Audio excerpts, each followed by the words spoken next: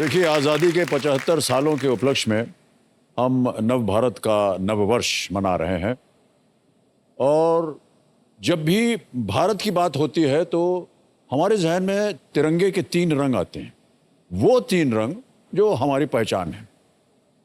लेकिन आज मैं एक चौथे रंग की बात करने वाला हूं, जिस पर हमारे तिरंगे को भी गर्व है।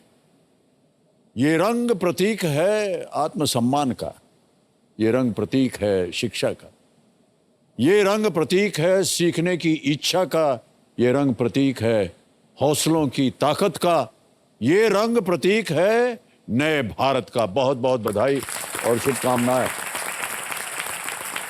देवेंद्र सज्जनों, आज हमारे साथ नव भारत के नववर्ष में जुड़ी हैं कुछ ऐसी महिलाएं जो सपने उम्र नहीं उमंग के हिसाब से देखती हैं। जोरदार तालियों के साथ मैं स्वागत करना चाहूंगा पिंक ब्रिगेड का।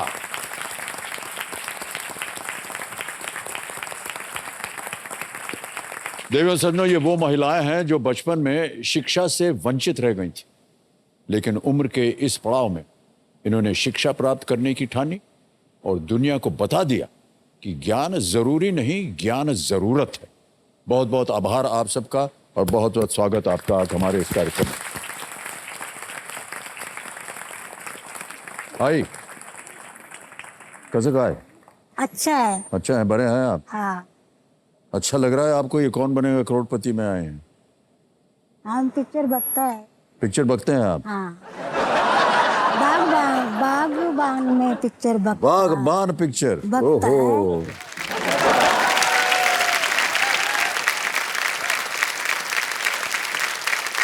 और वचन में बकता, टीवी में बकता है, पण आज सामने देखा है म्हणजे खुश हो गए। वाह वाह, बहुत बहुत बहुत। योगेंद्र जी, आपका मैं स्वागत करता हूं और आप इस अभियान से जुड़े हुए हैं, तो हम आपसे जानना चाहेंगे कि इस अभियान के बाद सबकी जिंदगी में क्या परिवर्तन आया? 8 मार्च 2016 में वर्ल्ड वुमेन डे था और उसी डे में यह दादी माँ का स्कूल, हमारी दिलीप दलाल और हम सबने एक साथ आकर यह स्कूल की शुरुआत की जी। तो यह जो सब दादी माँ थी हमारे गांव की 30 दादी माँ थी, ये उनके जमाने में कभी स्कूल में गई नहीं थी। तो हमारे वो स्कूल जो हमारा जेडपी का स्कूल था, छत्रपति शिवाजी महाराज जी की जयंती थी और उस जयंती के अवसर पर हमारे गांव के 100 महिलाएं छत्रपति शिवाजी महाराज की जयंती, उनका जन्मदिन मना रही थी।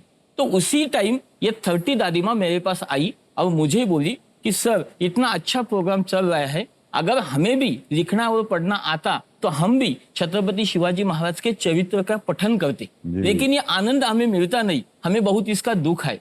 तो हम सभी ने इकट्ठा आकर सोचा, हमारे गांव वाले, और उसी दिन 8 मार्च 2016 में वर्ल्ड वुमेन डे था। लोग एक दिन महिलाओं का सम्मान करते हैं तो पूरा जीवन भर उनका सम्मान होने के लिए जो अंगूठा बादल है, उनको अच्छी तरह से लिखना पढ़ना आना चाहिए, उनको साइन आनी चाहिए, इसीलिए ये स्कूल उस दिन शुरुआत हुआ। बहुत अच्छी बात है।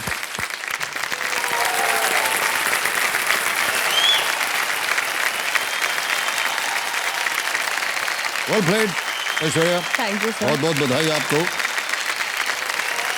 Thank you. आपके चाहने वाले कुछ इधर बहुत बैठे हुए हैं, है ना? बहुत जोर से चिल्लाया उन्होंने। हाँ। परिवार के लोग हैं? हाँ सर। किधर है? इधर? हाँ। वो है, वाह, ऑलराइट। सबसे बड़ी मुस्कान उन्हीं के चेहरे पे है।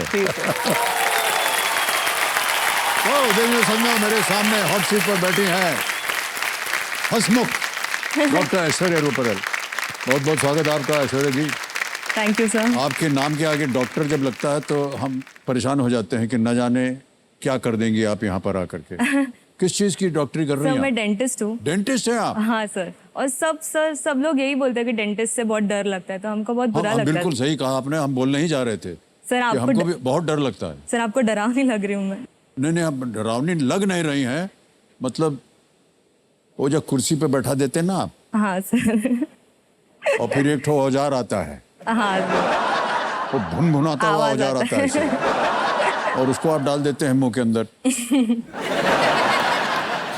2-3 ठो आपके असिस्टेंट होते हैं, हाँ सर। वो हाथ में एक और चमचा ऐसे लिए होते हैं, उसमें फंसा होता है रुई। एक ठो ये गाल में लगा देंगे, एक ठो गाल में लगा देंगे। जी यानी सर। तो आवाज निकल नहीं सकती आपकी।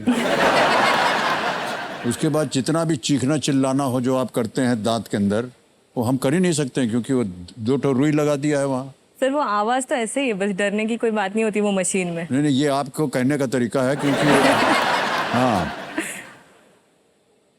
आपकी दुकान अच्छी तरह चलेगी, घबराइए मत। पहले से बता दिया कि वो उससे डरिए मत, बिल्कुल सब ठीक रहेगा। ऑलराइट, क्या सूझा आपको कि आपको डेंटिस्ट ही बनना है? सर मुझे एक्चुअली एमबीबीएस करना था, हाँ। पर वो मुझे मुंबई के बाहर मिल रहा था, तो मुझे मम्मी पापा को छोड़कर नहीं जाना था, तो मैंने मुंबई के कॉलेज को ही सिलेक्ट कर ओके, लिया। ओके। और वहाँ पर आपको डेंटिस्ट्री जी वो मिल सर, गया। जी। वो इंस्टीट्यूट में होता है कोर्स, और वहीं पर प्रैक्टिकल्स वगैरह सब भी होते हाँ हैं? सर, सब वहीं पे होता है। 3rd ईयर से जो है हमारे प्रैक्टिकल्स चालू हो जाते हैं, पेशेंट पे काम करना।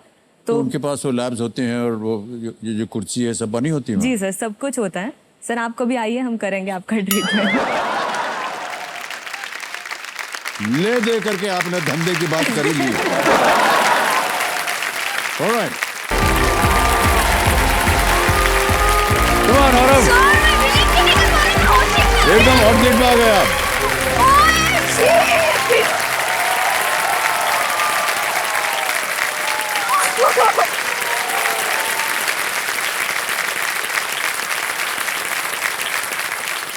कब से आप बोल रहे हैं हॉट सीट, पहुंच गए आप हॉट सीट पे। और जब आपका नाम हुआ तो आप पूछ रहे मैं हूँ क्या? अपना नाम बोल गए क्या? मैंने पापा को देखो इतना खुशी से ऊपर हो गया, लाइक तो मुझे पता चला हॉट सीट पे आया। सर मुझे खुद नहीं पता था मैं हॉट सीट पे आया। एक तो इतनी तालियां बज रही थी। बहुत बहुत बधाई आपको। Thank you sir. तो देवियों सज्जनों, मेरे सामने हॉट सीट पर बैठ गए हैं बहुत ही चुलबुले आर्यव शाह।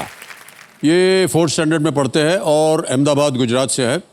बहुत बहुत स्वागत भाई साहब आपका। Thank you sir. और चुलबुले हमने इसलिए कहा कि जब आपका इंट्रोडक्शन हुआ था वो बैठ करके आपने बहुत सारी अच्छी अच्छी बातें हमसे कही थी कि किस तरह आप लड़कियां जो हैं वो ज़्यादा आपको घेरे रहती हैं। और यह बिल्कुल सही है।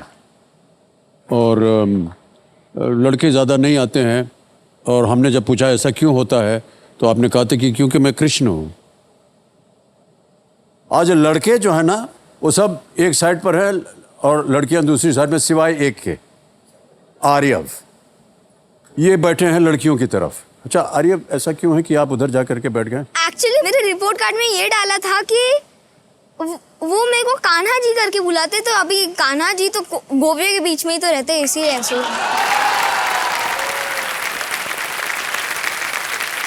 और ये बाकी जितने हैं सब मेरी गोपियां हैं। मिस्टर आरिफ शाह, ये इतना ज्ञान आपको कहाँ से आ रहा है? सर एक्चुअली मेरे पास कुछ ऐसे बुक्स होगी, काफी है मेरे पास, लेकिन बुक्स हैं उसमें आप पढ़ते हैं? कुछ 80-90 होंगे शायद। 80-90? मुझे नहीं पता मेरे पास कितने, क्योंकि मैंने आज तक काउंट नहीं किया है। लास्ट टाइम मैंने किया था 58 थे। 58 किताबें Yes. हैं आपके पास? अब अभी तक जहाँ तक मैं जानता हूँ, पर मैं जानता हूँ उससे ज्यादा ही है। डबल हो गई ये बुक्स। ओके। जितना भी ज्ञान है आप किताबों से आपको मिलता है या कंप्यूटर से, मोबाइल पे मिलता है? दोनों से। दोनों से। अच्छा, कृष्ण और गोपियों की बात आपने कहाँ पढ़ी थी? मेरे पास एक्चुअली 3-4 माइथोलॉजी की बुक्स भी है। 3-4 माइथोलॉजी की बुक्स हैं, उसमें ये एक निकला था? 365, एक ऐसे हनुमान जी की, और महाभारत और गीता भी। ये सब आपने पढ़ा हुआ है? एकदम।